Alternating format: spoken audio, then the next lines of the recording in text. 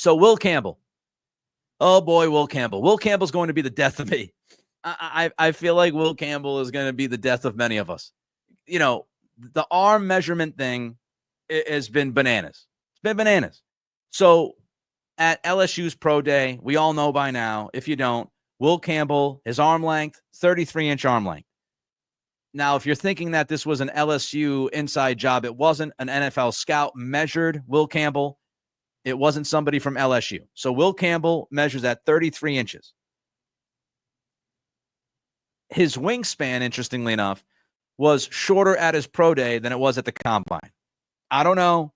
I thought if your arms got longer, your wingspan has to get longer. I don't know. I have no explanation for that. I have no idea.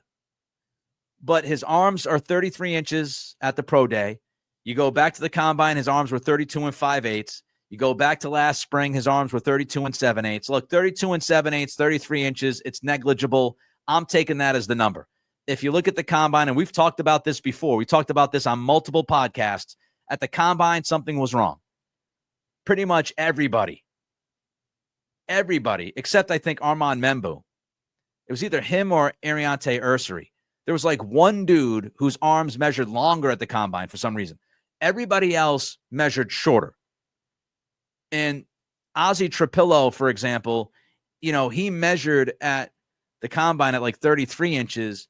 He measured at the pro day at BC this week, 33 and a half inches.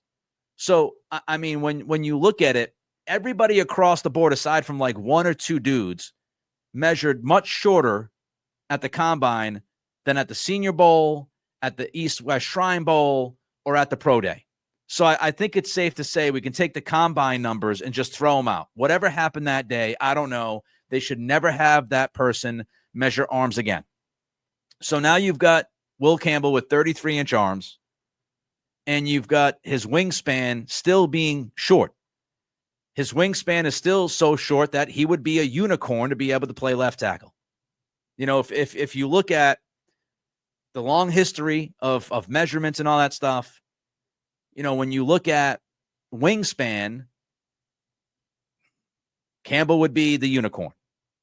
Arm length 33, you feel better about it. You do. I feel better about it. I don't know if you feel better about it, but there are tackles and good tackles that play at around 33 inches, 32 and 7/8. Alaric Jackson's, I think, 32 and a half inches, for example. So there are examples of left tackles that play that have arms at 33 inches or slightly shorter. The wingspan is a bigger question, no pun intended. And, you know, how much that impacts him. And we've talked about this before. I'll bring it up again. I recorded a podcast earlier this week that we never used. My Patreon members actually got it because as I was releasing the podcast, the Stephon Diggs news came out. So I never got to it, but it was a podcast about Travis Hunter and Will Campbell. And what I've mentioned before, you know, when you watch Campbell, and I'm not an offensive line aficionado, okay? I'm not Greg Bedard. I'm not Evan Lazar. I'm not Taylor Kyles. I'm not going to sit here and break down all the minutia. But when you watch the film, when Will Campbell gets beat, which is not very often, but when he gets beat inside. And that's because he sets up so far outside. And he's setting up so far outside because he knows he doesn't have a big-time wingspan. So he's trying to cut off the speedy edge rushers off the edge. And the way he's doing that is he's positioning himself well outside, right? He's positioned far outside. So he's trying to get to those speedy pass rushers. So what happens? The speedy pass rushers see him setting up outside, and they know that he's going to be trying to take them off the edge. So what they do is they wrap around and they beat him inside. And so that's where he's getting beat on the pass rush. He's getting beat on the inside because he's trying to overcompensate at times for that shorter wingspan. Okay? So that's what's going on, the gist of Will Campbell's film and where he struggles. Now, Will himself at his pro day, I mean, I love his attitude. I do. I love Campbell's attitude. He's no nonsense. He's tough. He's physical. He's a leader of the team on the field, off the field. He just says all the right things. So he said this, quote, "For 2 years, nobody had any measurements on me, and nobody said anything about my play. So now, all of a sudden, arm length decides if I'm a good player or not. I think it's BS. Ross Tucker, former offensive lineman, as we know, here in New England, now a member of the media. There was this video that went out there, and Tucker said 3/8 of an inch. Is that what we're talking about right now? I promise you, the difference between 33 inches and 32 5/8 of an inch is not going to determine whether or not he's a good player in the NFL. All right. So the Will Campbell stuff. He has visited the Patriots, so he has made a visit to Gillette. We know the Patriots are interested in Will Campbell. I've gone back and forth on Campbell. I'm not going to lie. You're going to say, Nick, you've been inconsistent on Campbell. I'm going to say, yeah, I know. But part of that is his arm length is shorter, then it's longer, then it's shorter, then it's longer, it's shorter, then it's longer. So as we get more information, especially when the information changes, then we have to kind of recalibrate. Again, I am not an offensive line aficionado, but here's how I feel, okay? With Campbell, and to go back to Nicode's super chat a little while ago when he mentioned, if Carter, Hunter, and Campbell are off the board, what do you do? Who do you take? Here's where I'm at. Let's say there's no Abdul Carter. Carter's gone. You're sitting there at 4. Carter's gone. Let's say that there's no Travis Hunter. I know this sucks. I feel hurt inside just saying it. But let's just say, hypothetically, there's no Carter, there's no Hunter. I think that most of you, maybe I'm wrong, I think most of you would say trade the pick, trade down. I agree with you. If you say that, I agree with you. If there's no Hunter, there's no Carter, the first thing I'm looking to do is to trade down from 4. I don't want to trade all the way down to like 18, but to trade down from 4. That, to me, those are your top 3 options. For me, I don't know if you agree. Let me know. Throw them in the comments. Do you agree? Those are the top 3 options. What are your top 3 options this draft? Hunter, Carter, trade. That's where I'm at. I think that's where a lot of people are at. I think many of us, see where we're at and how we feel. But I think Hunter, Carter, trade back are the top 3 options. Okay. So if there's no Carter, there's no Hunter, there's no trade back, what do you do? What do you do? Because as I think about Campbell, it's not just a Will Campbell exercise. It's a draft exercise. When I think about Will Campbell, I think about if I'm not drafting Campbell, then who am I drafting? And here's the reality of it. The other names, there are questions. Like, there's no doubt that Will Campbell's wingspan is a gigantic question.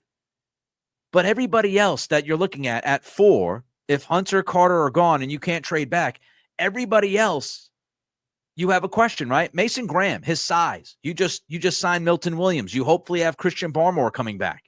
Do you want to spend the 4th pick on Mason Graham? Tet McMillan, still the speed, right? When we did a podcast a couple weeks ago, it was similar to, or a week ago, it was similar to the Will Campbell arm thing, where it was like Tet McMillan broke a 4.5 at his pro day, and then all of a sudden it was, really, he ran like a 4.55. He ran like a 4.57. So you might love Tet McMillan, but he's got a serious question mark with his speed. Armand Membu, he's a right tackle. Now, Evan Lazar on Catch 22 this week did a great job.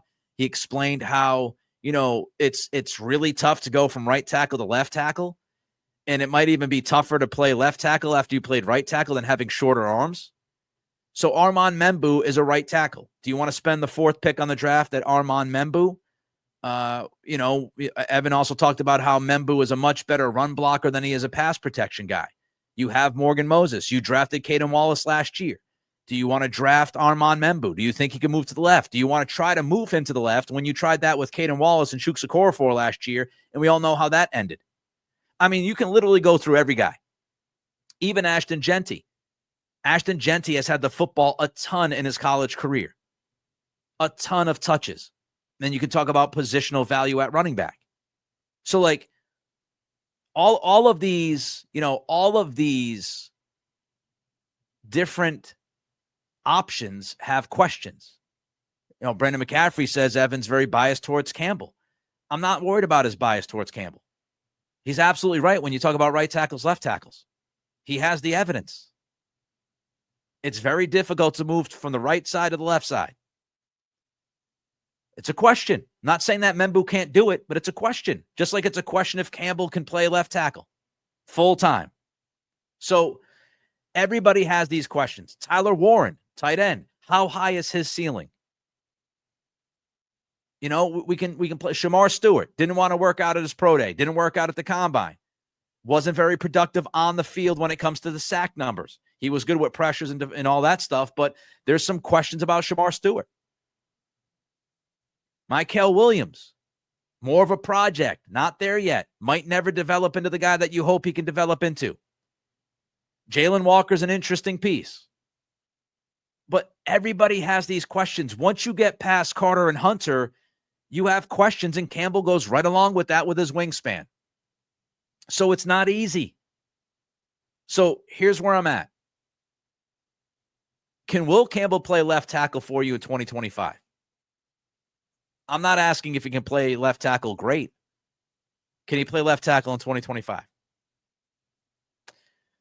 What if you draft Will Campbell at 4, and the plan is to play him at left tackle in 2025? And if he's having a tough time, then you help him. You can help a tackle. You can help the left tackle. Josh McDaniels can help the left tackle in many different ways. Greg Bedard has written about it. He's talked about it. Do you draft? Do you draft Campbell and you say, we're going to play him at left tackle because we believe he's a tackle? If you're the Patriots, we believe he's a tackle. He's got the film at the SEC level. We're going to play him at left tackle. If he's an average left tackle, then you get through, right? You get through 2025 with average left tackle play. And then you make the evaluation of whether or not he can get better or that's the best he's going to be. If that's the best he's going to be, do you slide him back into guard? Now, I know we've talked about drafting a guard at 4 would pretty much be a disaster. But as I've also said, all drafts are snowflakes. They're all different. So in this draft, if I told you Will Campbell was going to be an all-pro guard, if I told you he was going to be a 6 or 7-time Pro Bowler, he was going to make at least one all-pro team, if not 2 all-pro teams at guard, and he got you through 2025 at left tackle. Let's say that's the hypothetical because that's what we're dealing with. That's what we're dealing with. So let's say he gets you through 2025 with average left tackle play. Then you go into 2026's offseason trying to find the left tackle of the future, and maybe the draft is much better next year when it comes to left tackle. Maybe you can address it and get a true franchise stud left tackle in the 2026 draft. Maybe you can trade for one. Maybe you can sign one. But you've got Campbell in there at left tackle as a stopgap. You don't want that at the 4th pick, right? But he wouldn't be a stopgap left tackle his entire career. If you slid him into guard and he ends up being an all-pro level guard, well, let me ask you this. Is it better to have an all-pro level guard or have a guy who's a defensive end who might make 2 or 3 Pro Bowls? What's more important to you? If you have a guy who could, if let's say Jalen Walker's ceiling, every time I think about that, I think of Michael Jordan. His ceiling is the roof. Let's say that Jalen Walker's ceiling is a Pro Bowler. He makes a Pro Bowler too. Will Campbell's ceiling is an All-Pro. Is it not better to draft the All-Pro at 4 than the Pro Bowler? I don't know. I'm thinking about it. I'm continuing to think about it. But if there's no Hunter, there's no Carter, there's no trade option, Will Campbell's in the mix. He's in the mix. He's in the mix.